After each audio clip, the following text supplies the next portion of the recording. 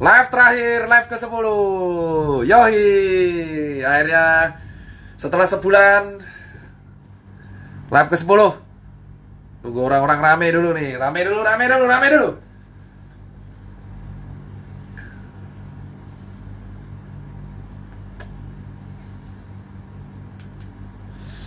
Terima kasih kawan-kawan. Fokus kita hari ini adalah solusi evaluasi kejadian setelah 9 yang terjadi. Yang pertama, banyak orang yang melaporkan, banyak banget ada orang laporin teman, gara-gara saya nge-repost atau apapun. Cuman saya nggak bahas itu, terserah lah. Ada resiko kalau kita bersuara tuh pasti ada ancaman laporan UU ITE dan kawan-kawan. Terserah lah. Toh hidup kita cuma sekali juga. Jadi kita akan bahas mengenai perkembangan pandemi. Ini saya akan bacakan berbagai sumber yang saya kasih. Jadi saya bilang ya, saya nggak mengatakan yang pertama adalah, aduh mana tadi?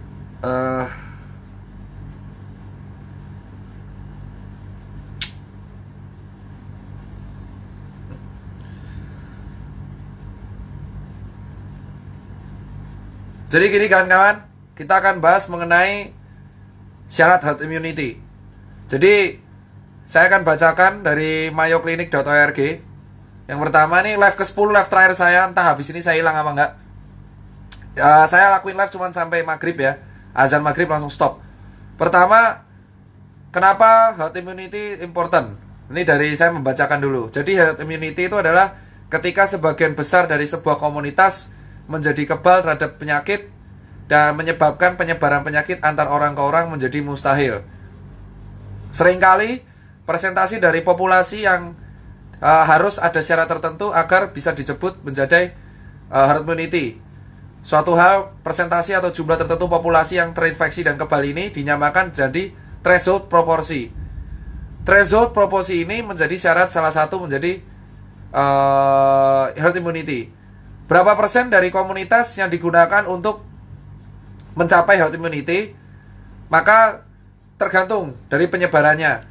Syaratnya adalah minimal 94% dari sebuah populasi harus menjadi kebal untuk bisa mencegah transmisi penyakit tersebut.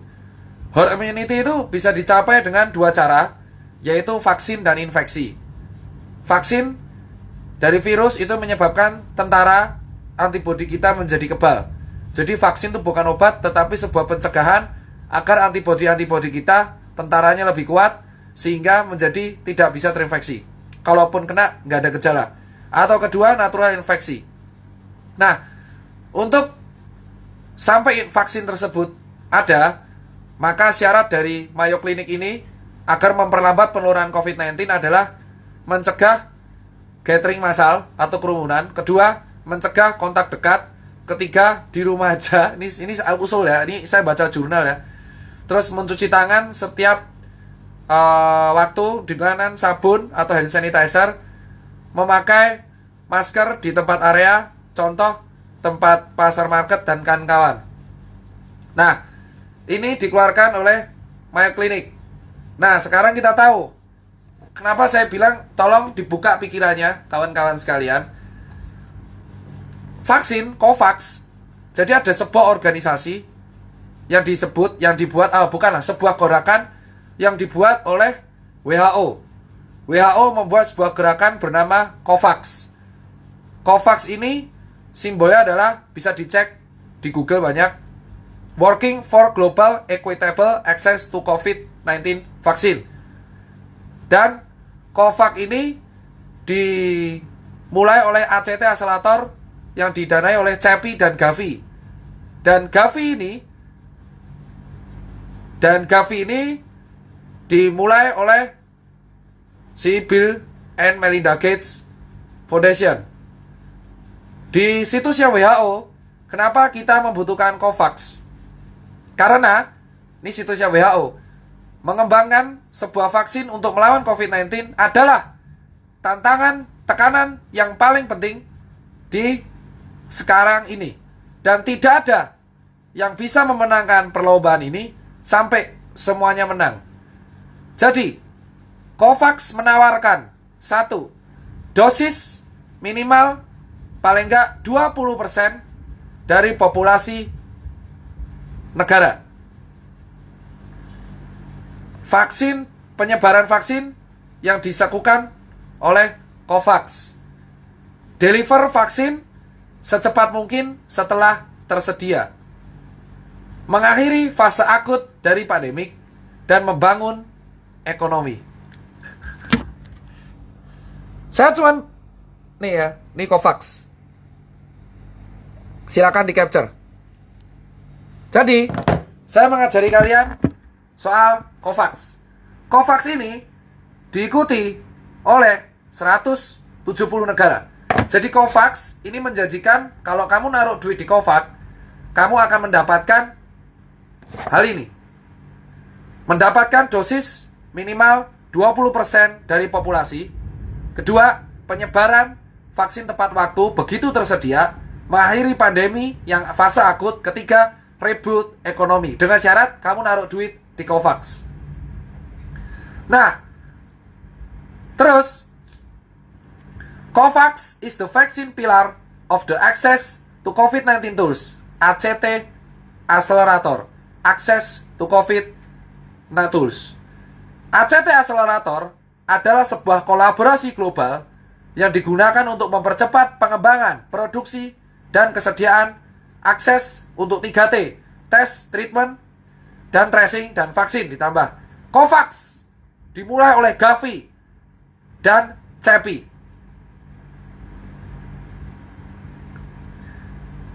Anehnya, COVAX ini tuh intinya kayak koperasi, bro. Jadi COVAX itu semacam koperasi yang melibatkan banyak negara. COVAX merupakan sejenis koperasi yang melibatkan banyak negara. Jadi kamu naruh duit di sana, kamu akan mendapatkan fasilitas berupa vaksin, paling enggak minimal 20% dari populasi, dan reboot ekonomi.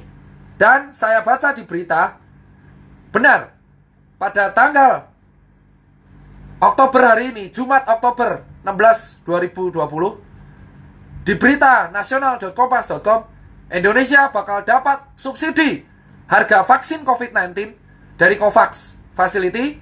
Dijelaskan oleh Kemenlu, Direktorat Jenderal Kerjasama Multilateral Kemenlu, Febrian Alpianto Rudiat, yang akan mengatakan Indonesia mendapat subsidi dari vaksin Facility COVID-19 COVAX. Dan Indonesia mendapatkan 20% dari total populasi, sesuai dengan kata-kata COVAX. Dan dipertegas oleh Peraturan Presiden nomor 99 tahun 20 pasal 7 yang menegaskan kerjasama pasal 7 ayat 1 Perpres nomor 99 tahun 2020 yang ditandatangani oleh Menteri Hukum Yasona. Kerjasama dengan lembaga atau badan internasional sebagaimana dimaksud dalam pasal 4 ayat 1 huruf C dilakukan dengan lembaga atau badan internasional yang melakukan penawaran atau kerjasama penelitian, produksi, atau dan penyediaan vaksin COVID-19. Lembaga tersebut meliputi CEPI atau Coalition for Epidemic Preparedness Innovation, B. The Global Alliance for Vaccine and Immunization Gavi yang diinisiasi oleh Bill Gates, atau C. Lembaga badan internasional lainnya. Jadi, mau nggak mau, vaksin ini harus kita ambil. Terlepas vaksin ini wajib atau tidak, tapi dari Perpres kayaknya vaksinnya wajib. Tetapi WHO menyatakan bahwa vaksin ini diutamakan untuk orang-orang yang beresiko. Dikatakan, berita yang viral hari ini dari Kompas dan mengatakan orang muda yang sehat bisa tidak dapat vaksin corona hingga 2022. Karena sesuai dengan apa yang dikatakan Pak Erlangga, ada daftar prioritas penerima vaksin COVID-19. Berdasarkan bahan presentasi yang disampaikan Ketua Komite Penanganan COVID-19 dan Pemulihan Ekonomi Nasional Erlangga Hartarto melalui konferensi pers virtual Senin 28 September 2020, pemerintah menargetkan ada 102.451.500 orang yang menjalani vaksinasi sepanjang 2021. Adapun kelompok pertama adalah orang yang berada di garda terdepan dalam menangani COVID-19. Target sasaran 1,31 juta orang, saya. Kelompok kedua, orang-orang yang kontak erat dengan pasien COVID-19. Target sasaran 50.000 orang. Kelompok ketiga, orang yang bertugas di pelayanan publik. Target sasaran 715.000 orang alias PNS. Kelompok keempat, masyarakat umum 92,28 juta orang. Kelompok kelima, tenaga pendidik atau guru. Target sasaran 4,36 juta orang. Kelompok keenam, ASN dan legislatif. Jadi, dari sini kita mengetahui bahwa nggak semua orang bisa dapat vaksin. Nah, maka dari Perpres 99 nomor 2020 yang kita bekerja sama dengan Gavi, yang kita disubsidi oleh COVAX, yang kita juga harus membantu penyebaran vaksin secara adil, maka diutamakan orang beresiko. Anak muda sehat, jangan mimpi. Saya kelompok nomor 1. Cuman, ini kita akan bahas tentang COVID-19-nya. Pertama, yang paling aneh, ada demo Omnibus Law. Demo Omnibus Law bertepat setelah ada demo Omnibus Law, WHO tiba-tiba mengatakan statement lockdown nggak penting. Yang mengatakan adalah Saudara Dr. David Navarro yang merupakan General Director Representative of WHO. Ini suatu kebetulan yang sangat aneh. Ketika ada demo, yang sebenarnya demo ini menimbulkan kerumunan di 10 kota di Indonesia yang merupakan red zone dari COVID, di mana kerumunan ini akan mempermudah penularan, yang penularan akan memicu dari herd immunity, yang di mana herd immunity akan memicu pembelian vaksin. Terjadinya demo ini 3 hari kemudian WHO mengemukakan bahwa lockdown itu tidak penting dan memuji negara-negara yang tidak melakukan lockdown karena akan mengganggu ekonomi negara tersebut. Setelahnya, COVAX viral.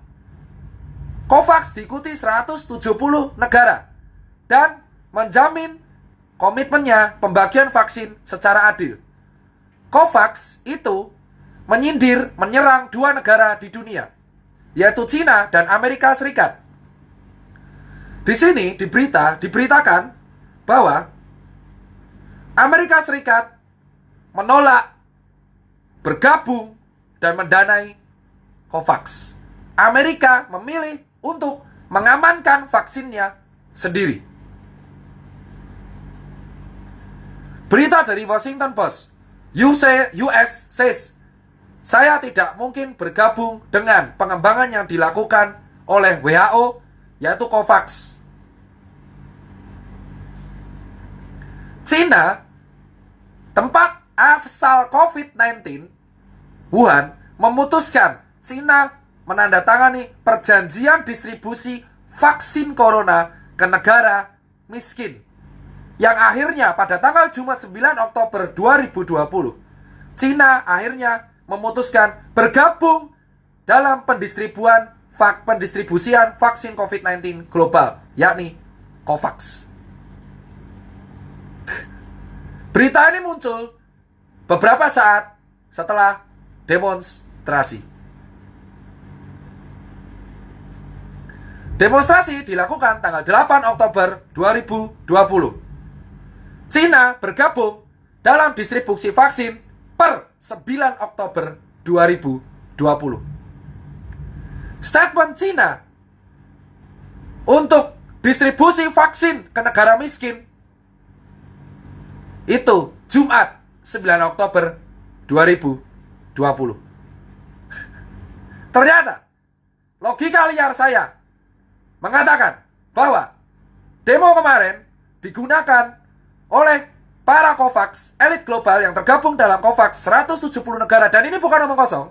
Ada daftar negara dan negara adidaya terbesar yang gabung ke COVAX adalah Cina dan Inggris.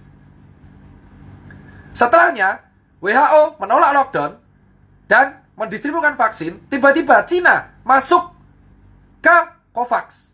Hanya satu negara adidaya yang menolak COVAX, yaitu Donald Trump dan Amerika Serikat.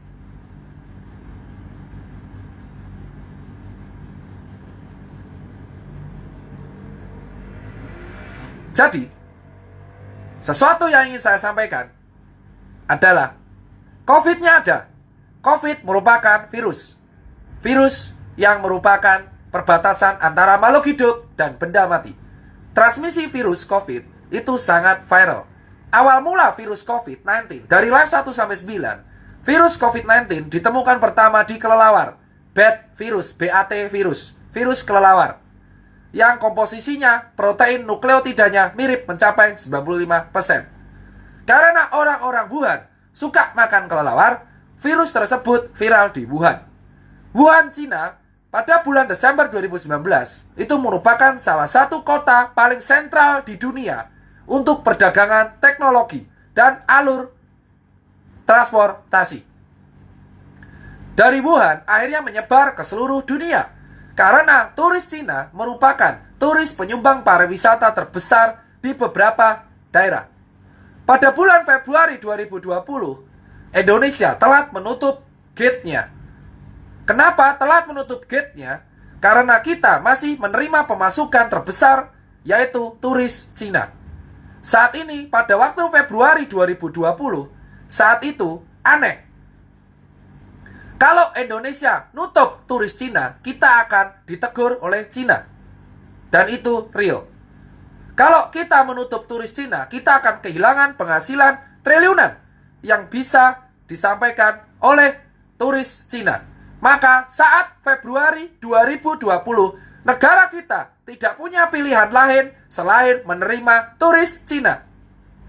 Pada waktu itu, turis Cina masuk ke Indonesia. Ini adalah fakta dan yang belum dibuka ke masyarakat. Sejatinya saat itu, Cina menekan Indonesia agar turisnya tetap diterima.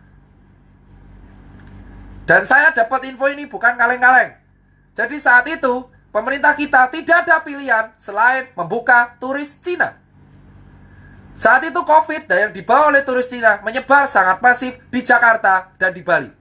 Lalu menyebar ke daerah-daerah lain. Untuk mengatasi COVID, sampai munculnya vaksin yang ternyata Bill Gates sudah join dan memulai Gavi dari tahun 1999. Seorang pengusaha teknologi melihat ceruk bisnis di balik vaksin. Bill Gates beberapa statementnya mengemukakan bahwa kelak manusia akan kelar karena virus pernafasan. Virus yang menyerang pernafasan. Dari sejak flu Spanyol, MERS, H1N1, H5N1, flu burung, sampai akhirnya COVID-19 yang selalu menyerang pernafasan. Gavi sudah mengembangkan vaksin-vaksin di bidang pernafasan. Gavi dan CEPI menjadi garda utama untuk pengembangan vaksin COVID-19. Pada bulan Maret dan April 2020, WHO menyarankan untuk lockdown. Dan saya masih ingat di berita saya capture, WHO menyayangkan Indonesia yang telat. Tetapi sekarang, di Oktober, 3 hari setelah demonstrasi 2020, WHO menolak lockdown. 1 hari setelah demonstrasi Omnibus Law, ternyata Cina masuk mendistribusikan vaksin. Pada waktu Omnibus Law kemarin disahkan, kita lupa, ternyata Perpres disahkan tanggal 6 Oktober 2020. Perpres mengenai vaksin ditandatangani oleh Bapak Yasona Lawli, Kementerian Sekretariat Negara, Bidang Hukum dan Perundang-undangan, pada tanggal 6 Oktober 2020. 1 hari setelah Omnibus Law disahkan. Kita lupa, ternyata vaksin sudah akan disebarkan secara masif di Indonesia melalui Perpres 99 tahun 2020 dan kita tidak akan bisa menolaknya. Dan Indonesia akan mendapatkan vaksin Sinovac dari Cina yang tiba-tiba masuk ke COVAX yang dibuat oleh WHO. Anehnya, COVAX yang berawal dari Amerika Serikat justru didanai utama oleh Bill Gates dan Cina. Dan ini bukan konspirasi, ini fakta, ada di media dan disebarkan ke Indonesia. Saya merupakan salah satu penerima vaksin paling pertama. Tapi saya mengajari kalian, ternyata kita hanyalah pion-pion catur yang dimainkan oleh para pemain kita, yang tergabung, yang dinamakan oleh elit global. Yang elit global ini ternyata tergabung dalam COVAX. Dan emang itu ada.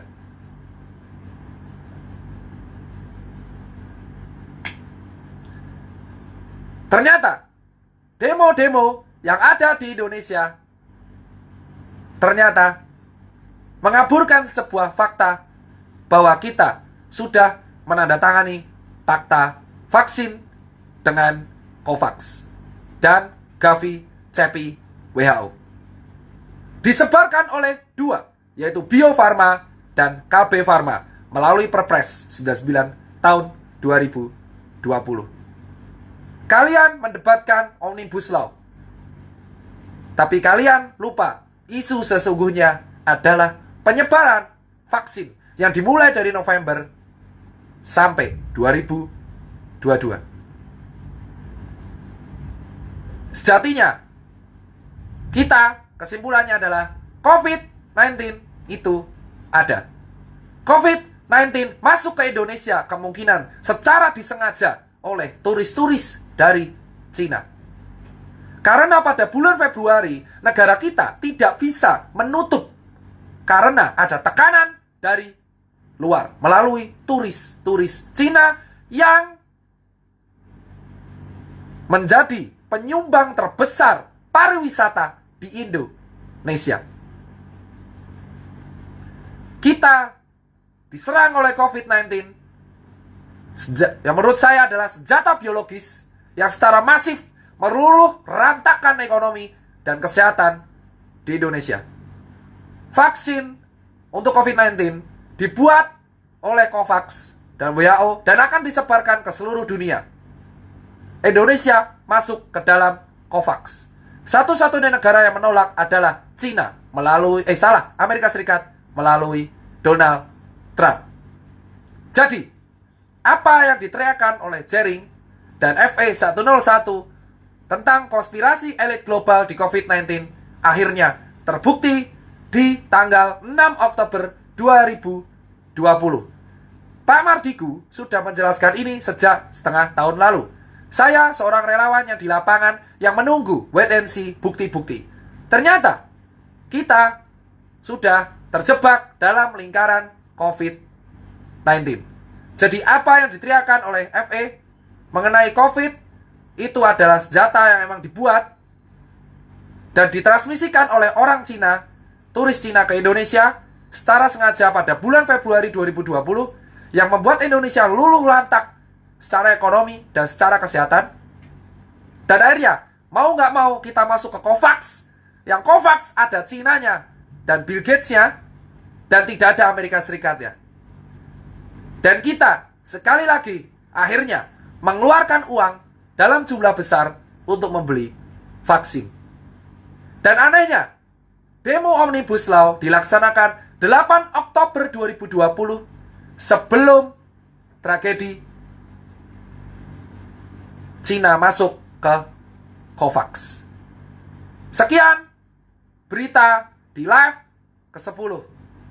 Kita sebagai rakyat hanya bisa pasrah. Saya sudah mendapat ancaman untuk dibui dari beberapa para elit di Indonesia tentang UU ITE. Untungnya lolos karena saya cuma repost. Pada dasarnya, kita nggak bisa lepas dari vaksin. Pada dasarnya, COVID-19 memang sudah disetting untuk masuk ke Indonesia. Pada dasarnya, ternyata, apa yang dikhawatirkan semua orang, kenyataan. Pada dasarnya, Omnibus Law adalah sebuah pengalihan isu tentang vaksin. Semua orang fokus ke Omnibus Law tanpa sadar bahwa draftnya memang belum ada. 812 halaman baru ada dipegang Hotman Paris tadi. Kita lupa, ternyata COVID-19 meluluh lantakan Indonesia ke dalam genggaman negara adidaya. Sekarang kita nggak bisa menolak kuasa Cina dan COVAX dan Bill Gates yang akan menyebarkan vaksin tersebut secara cepat. Karena kita nggak bisa nolak. COVID-19 virus yang ada. COVID-19 perbatasan antara benda mati dan makhluk hidup. COVID-19 tidak ada obatnya. COVID-19 hanya bisa dicegah dengan tentara. Ternyata semua negara besar takut dengan Indonesia. Itulah alasan Indonesia dihancurkan pertama menggunakan COVID-19. Indonesia itu ditakuti oleh negara adidaya sejak tahun Pak Karno. Karena perang sudah dilarang, maka kita dijajah lagi oleh COVID-19. Mungkin kalian meremehkan dan mengabaikan COVID, tapi sejatinya pajak kalian digunakan untuk membeli COVID, vaksin, yang dihasilkan oleh COVAX, diatur oleh Kementerian Keuangan. Ternyata konspirasi yang selama ini diejek oleh banyak orang ternyata kejadian. Saya bilang vaksin bukan obat. Vaksin adalah sarana untuk mencegah, bukan obat. Jadi COVID memang bisa sembuh tanpa vaksin. Vaksin adalah pencegahan. Saya bilang, kamu netizen jangan bodoh-bodoh amat. Vaksin bukan obat COVID. Vaksin mencegah agar kita tidak terinfeksi COVID. Karena COVID yang mutasi terus.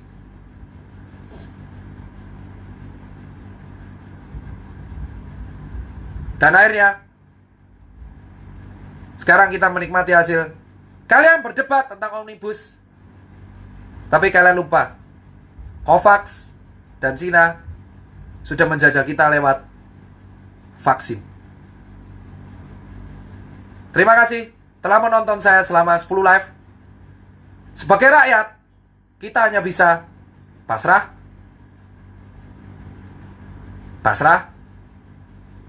dan hanya bisa membantu sesama rakyat.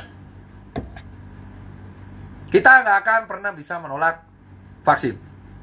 Mau kamu buat gerakan, tidak akan bisa menolak.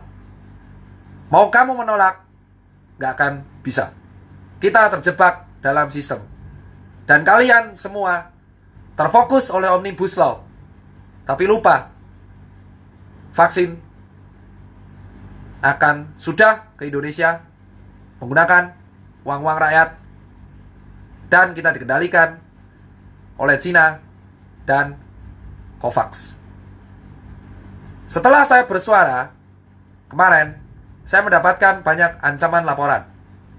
WITE lah, ancaman lah. Saya gak takut. Jika saya bersuara berakhir dibui seperti kawan-kawan saya, ya sudah. Yang penting, memang cara mencegah terinfeksi COVID itu vaksin. Sekian berita dari saya.